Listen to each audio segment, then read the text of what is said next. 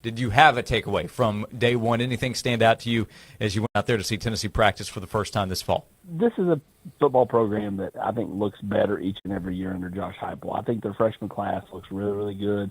I think they are bigger, they're faster, and they're stronger from a recruiting class standpoint each year. And I think it starts to pay off and starts to show off.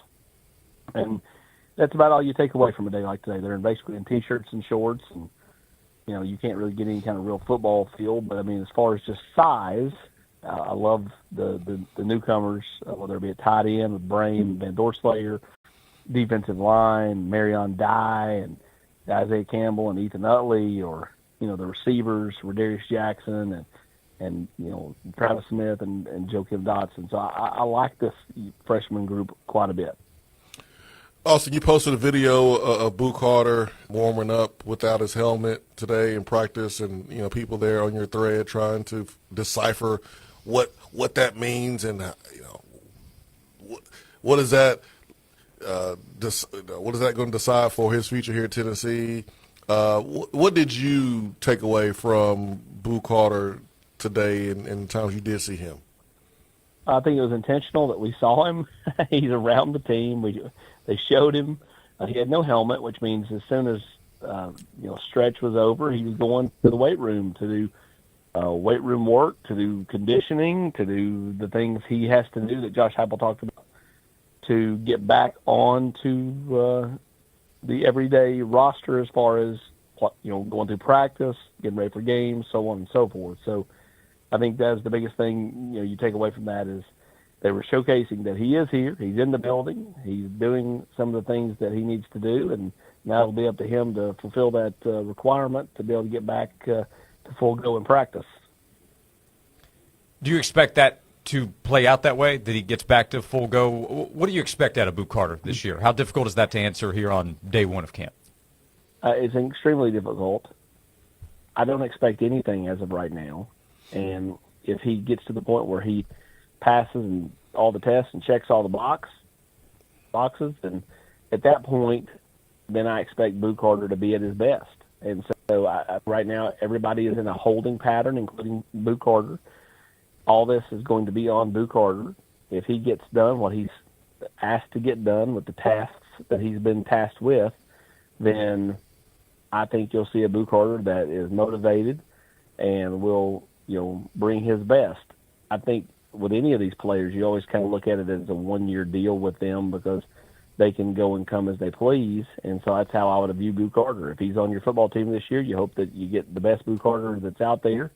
And then after that, it just kind of is what it is, whether he leaves or goes or stays or whatever. So, I think if you're a Tennessee football fan, you hope Boo Carter does the little things over the next 30 days or so to get himself back into good graces, back playing football at Tennessee. And if you're Boo Carter, you need to do those type things.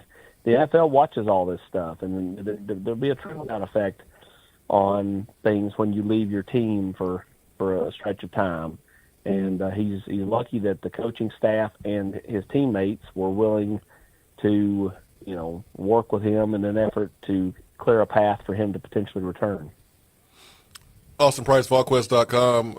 What about the latest with Tristan Keys? Looks like Tennessee is the biggest threat to LSU, the team that he's committed to right now, one of the top-rated receivers in the country. Yeah, it's Tennessee, Texas A&M. I've said for a long time I would take the field over LSU in an attempt to hold on to him.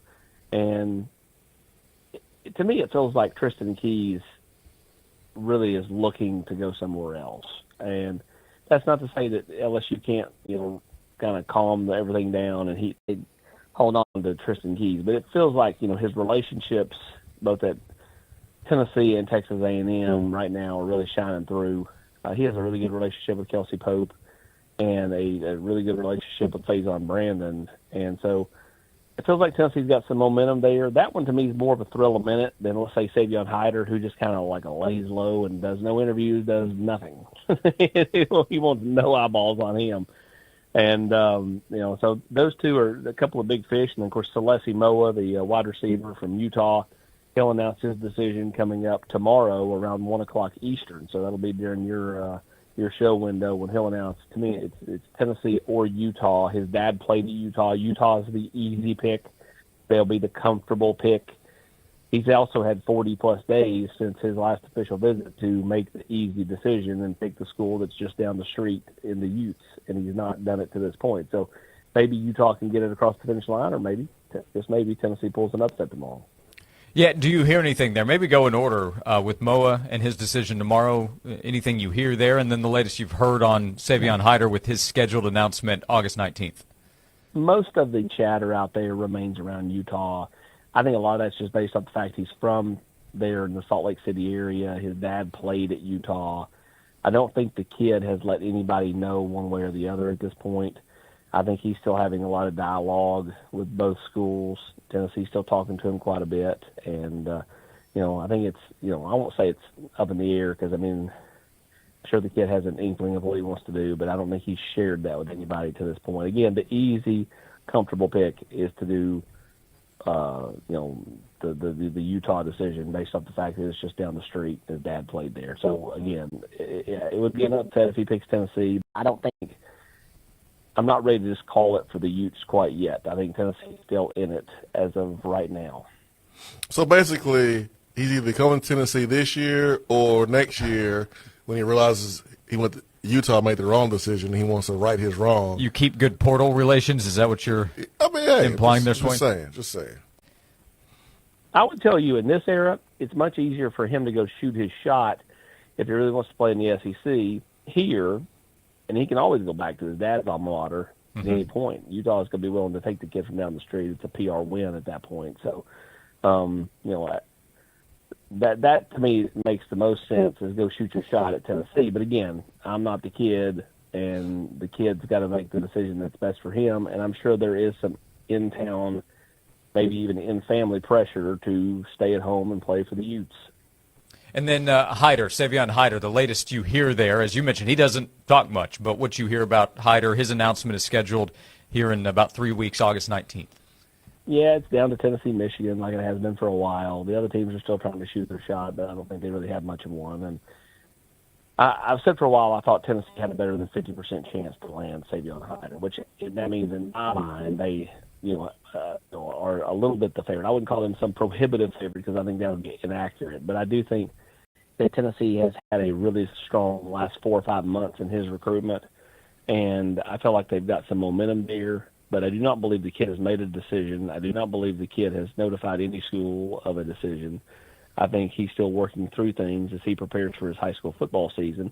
And much like David Sanders a year ago, I think the reason we've made it to this point is the fact that he wanted to do something with his classmates in attendance after school begins. Good teammate, it sounds like. Yeah, you like those, Swain. I like good teammates. Tennessee fans like to hear that, too. Yeah, you dang right. Initial thoughts on the quarterback battle as it takes off? Any handicapping odds you want to put there? But what do you think now that it is underway on the practice field with Aguilar? Come on, man! Don't do Merklinger? Austin. Don't do Austin like that. The people want to know. I think it's way too early to tell, and this will all boil down to processing, in my opinion. Yeah. The ability to get in and out and see things and to get the ball out on time and not turn the football over.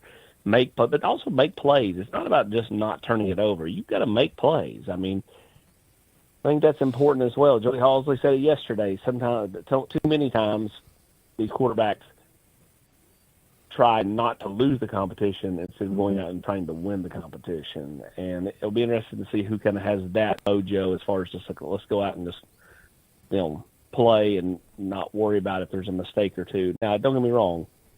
You can't make a bunch of mistakes. You can afford one or two in an effort to make some plays.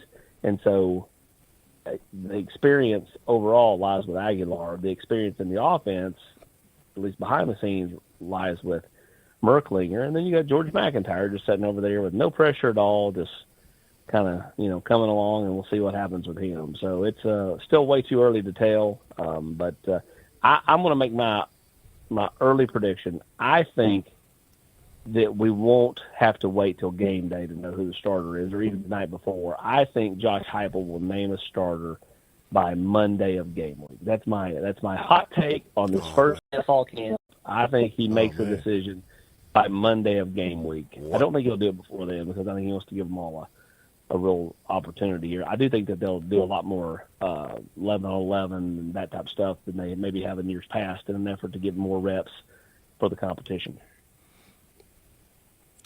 Your thoughts on the report from UCLA about the film study habits of Joey Aguilar? I don't take any consideration into words from a coach who struggled to put a paragraph together at Big Ten Media Days a year ago.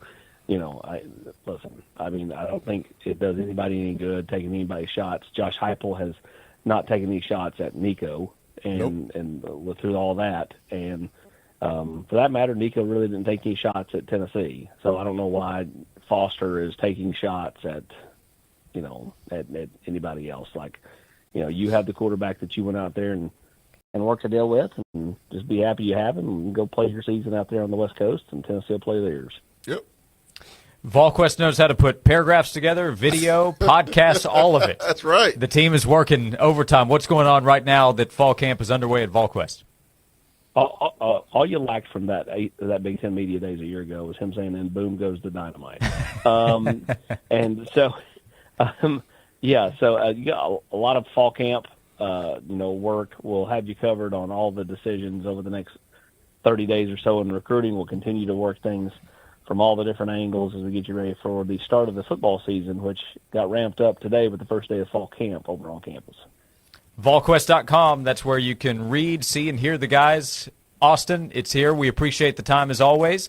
26 days from now, Woo! Austin believes we'll get a quarterback starter named by that Monday of game week. I hope you're right. Hey, Austin, appreciate the time as always. Thanks so much. We'll talk to you again soon. Thanks, guys. Appreciate you.